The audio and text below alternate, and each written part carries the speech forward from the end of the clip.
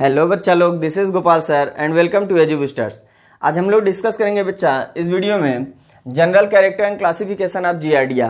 ये आपका new chapter start हो रहा है जो फर्स्ट यूनिट की तीसरी पोर्शन है। पहला हमने ट्रिपैनोसोमा के बारे में स्टडी किया, देन एलिफेंटेसिस यानी वोचेरिया बैंक्रप्टाई के बारे में स्टडी किया। अभी हम स्टडी करने जा रहे हैं जियार्डिया के बारे में। हाँ सॉरी इसके लिए, क्योंकि 2 दिन वीडियो आपको लेट हो गया, हम नहीं मिल पाया क्योंकि यहाँ पे वेदर बहुत ख़राब चल रहा है। इस वजह से हम आपको वीडियो नहीं दे पा रहे हैं। क्या हो रहा है कि लाइट बार बार कट जा रही है और हम शूट नहीं कर पा रहे हैं वीडियो। अभी आप देख सकते हो ये टाइम क्या हो रहा है, 11 बजने में शायद 10 मिनट बाकी है। रात के 11 बजने में 10 मिनट बाकी है। अभी हम वीडियो शूट करने जा रहे हैं। अभी ये बीएससी थर्ड ईयर का शूट करेंगे, देन उसके बाद फर्स्ट ईयर सेकेंड ईयर का भी शूट करना है। और सारे वीडियो शूट करने के बाद कब तक रात को एडिटिंग होगा पता नहीं, और लाइट कब तक साथ देगी ये भी नहीं मालूम, क्योंकि मौसम इतना ख़राब चल रहा है। डेली आ रहा है जा रहा है लाइट, और इस वजह से हम परेशान हो जा रहे हैं और लाइट न होने के कारण शूटिंग अच्छे से हो नहीं पा रही है। सो प्लीज़ आप लोग वीडियो पे बने रहें और ऐसा ना सोचें कि आपको वीडियो नहीं मिलेगा। डेली देंगे बच्चा अगर कंडीशन सही रहा तो। वैसे हम देने के लिए डेली रेडी रहते हैं और आपको मिलता भी रहेगा। सो प्लीज़, और एक बात और कहना चाहेंगे कि अगर जिस बच्चे को प्रॉब्लम है वो तुरंत हमारे टेलीग्राम में ज्वाइन करे और वहाँ पे क्वेश्चन पूछ सकता है, सर वीडियो कब आएगी। हम वहाँ रिस्पांस देते रहते हैं बच्चों को। और प्लेलिस्ट, हमारे चैनल का प्लेलिस्ट वहाँ पे आप लोगों को मिल जाएगा, और वीडियो के प्लेलिस्ट के लिए आप वहाँ पे जाएं, टेलीग्राम ज्वाइन कर लें हमारा। उसमें आप लोगों को प्लेलिस्ट सारा मिल जाएगा जिसमें आप सारे क्लास ले सकते हो। हाँ एक बात और बेटा, हमने अपने चैनल पे 9th की क्लास स्टार्ट कर दिए हैं, और मानते हैं आप 9th में नहीं हो, लेकिन आपके आसपास पड़ोस या आपके छोटे भाई बहन कोई तो होंगे, उनको जरूर शेयर करिए। इसी चैनल पे आप लोगों को 9th के क्लास भी मिलने वाले हैं, और मिल रहे हैं, मतलब हमने वीडियो अपलोड करना शुरू कर दिया है। सो प्लीज़ आप लोग बने रहें और जितना सपोर्ट कर सकते हैं सपोर्ट करिए, क्योंकि वो भी एक मैम है जो हमारे साथ जुड़ के पढ़ाना चाह रही हैं और पढ़ा रही हैं। तो आप लोग उस चैनल मतलब हमारे ही चैनल को उनको इतना सपोर्ट करिए कि वो वीडियो बहुत तेज़ी से रन करें। ठीक है बच्चा, बाकी आप लोग उसको रन कराओ, देन हम 9, 10, 11, 12 सारे वीडियो आप लोगों को प्रोवाइड करेंगे। और इधर बीएससी का तो हम देने का वादा किए हैं, वो चल ही रहा है। सो प्लीज़ आप लोग बाकी क्लासेस को भी ज़रा शेयर करते रहिए जिससे सभी बच्चों के पास जा सके। चलते हैं बेटा general character and classification of giardia की तरफ। जियार्डिया का जनरल कैरेक्टर पहले जान लेते हैं, क्योंकि हमने पहले ही कहा था किसी भी एनिमल को पढ़ने के पहले उसका जनरल कैरेक्टर और क्लासिफिकेशन जरूरी होता है।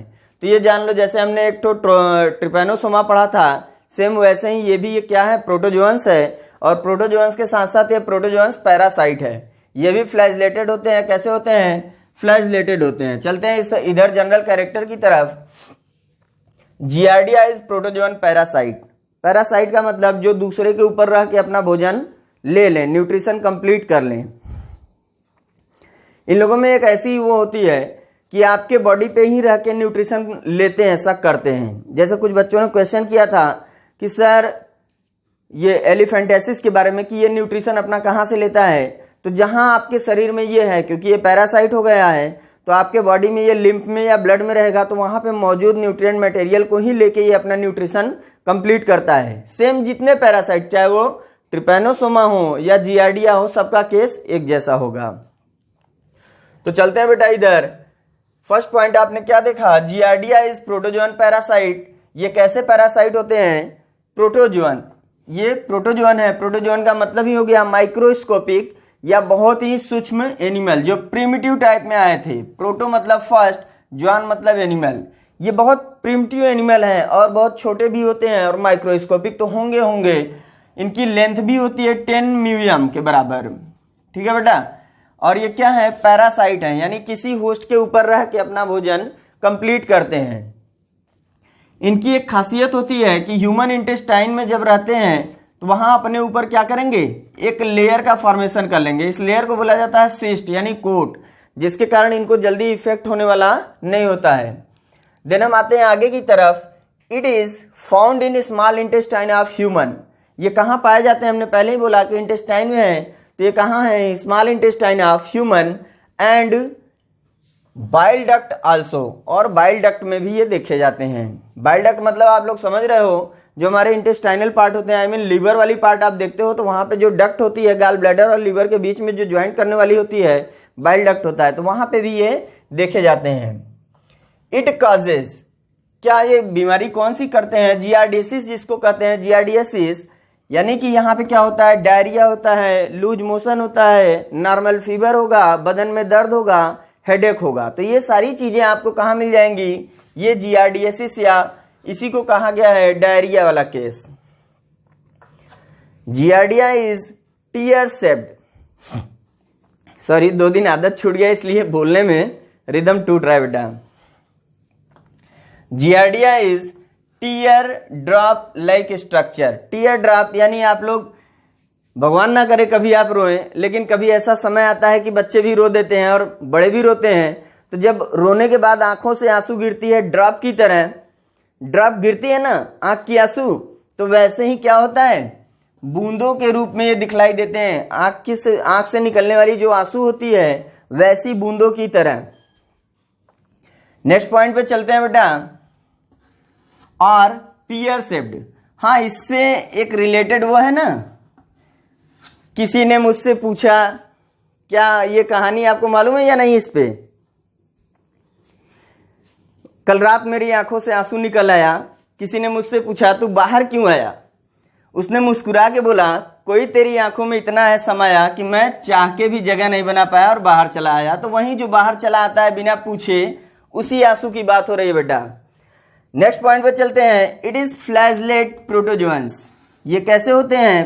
प्रोटोजोअन्स तो है ही, लेकिन इनके ऊपर फ्लैजला पाई जाती है। आई मीन आप कह सकते हो कि ये जो एनिमल होता है, आंख की आंसू देखते हो बूंदों के रूप में, अगर इसको पलट दें तो कुछ इस ढंग से दिखलाई देता है ऐसा, और इसके ऊपर यहाँ पे ऐसे ऐसे ऐसे ऐसे करके फ्लैजला लगे होते हैं। तो ये फ्लैजला जो है किसी भी एनिमल का लोकोमोटरी ऑर्गन फ्लैजला, सीलिया यही हो सकता है या लिम्ब होगा।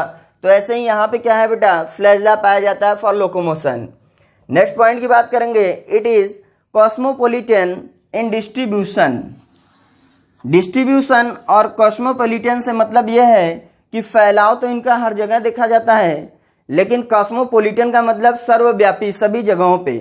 भाई जल थल वायु आप कह सकते हो, लेकिन ज़्यादातर ये कहाँ होते हैं, कंटेमिनेटेड प्लेसेस पे या दूषित जगहों पे।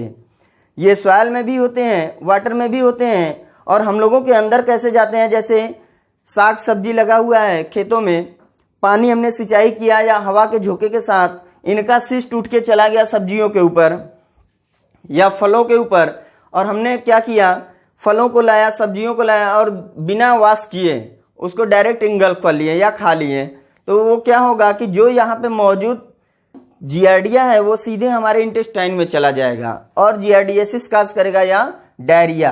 पहले कहा जाता था ना, आज भी तो वही कहा जाता है कि गंदे जल को नहीं पीना चाहिए। मतलब कहने का मतलब यही है कि दूषित पदार्थ को नहीं यूज करना चाहिए, जो सामने रहे, पैक रहे, पानी ढका रहे, उसे यूज करिए। तो कॉस्मोपोलिटन का मतलब समझ में आ गया होगा बेटा कि ये लगभग सभी जगहों पे पाए जाते हैं। देन आती है next point. These organism have no, क्या चीज, ये ध्यान देने वाली बात है। These organism have no mitochondria, endoplasmic reticulum, Golgi bodies. यहाँ पे ये सारे ऑर्गेनेल, जो सेल के ऑर्गेनेल होते हैं, जो इनकी फंक्शन को एक्टिवेट करते हैं, वो इसमें एब्सेंट होते हैं। माइटोकॉन्ड्रिया, एंडोप्लाज्मिक रेटिकुलम, फिर गोल्जी बॉडीज। आप कहोगे सर जब इनमें ये सारी चीजें नहीं हैं तो ये कैसे अपने लाइफ को कंप्लीट करते हैं? हाँ, हम लोगों के अंदर ही रहते हैं, वहाँ ऑलरेडी न्यूट्रिएंट मटेरियल इनको मिलता रहता है, ऑक्सीजन हम लेते रहते हैं, तो वो सारी चीजें हमसे ही ये इनटेक कर लेते हैं। नेक्स्ट पॉइंट पे आएंगे, और ये इतना ध्यान देना कि सिर्फ इंटेस्टाइन में, ट्रैक में ही चलते हैं, ये कभी टिश्यू के अंदर नहीं घुस पाते हैं। नेक्स्ट पॉइंट आता है। It causes diarrhoea. ये क्या प्रॉब्लम क्रिएट करता है? डायरिया। डायरिया मतलब वही लूज मोशन, ओमेट, सर दर्द, बदन दर्द, ये सारी चीजें। Diarrhoea in human being. Human being में ये क्या काज करता है? डायरिया।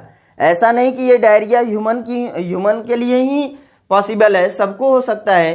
भाई कोई भी जीवधारी हो अगर गंदे चीज़ों का यूज करे तो उसको भी ये प्रॉब्लम क्रिएट कर सकते हैं, लेकिन पर्टिकुलर ह्यूमन बीइंग की ही बात की जाती है क्योंकि इसकी स्टडी की जाती है, इसी को दवा भी किया जाता है। It is reported that children are more affected या इन्फेस्टेड किससे? देन एडल्ट, यानी एडल्ट जो होते हैं, एडल्ट की अपेक्षा बच्चों में ये ज़्यादातर शिकायत या इन्फेक्शन देखी जाती है, क्योंकि जो एडल्ट होते हैं हम लोग क्या है कि अगर दूषित जल है या भोजन है तो उसको देख के यूज करेंगे, अगर दूषित है तो नहीं यूज करेंगे, साफ सुथरा जल या फिर भोजन हम गर्म ही लेंगे। लेकिन बच्चे क्या है, कुछ भी आए पड़ा हुआ है उठाए सट से खा लिए, वो इस चीज़ का केयर नहीं करते, पानी ग्लास में रखा है उठा के पी लिए, तो ये फैलने की जो चांस होती है बच्चों में ज़्यादा होती है बड़ों की अपेक्षा, क्योंकि बड़े हर चीज़ से जागरूक होते हैं लगभग। नेक्स्ट पॉइंट पे चलते हैं।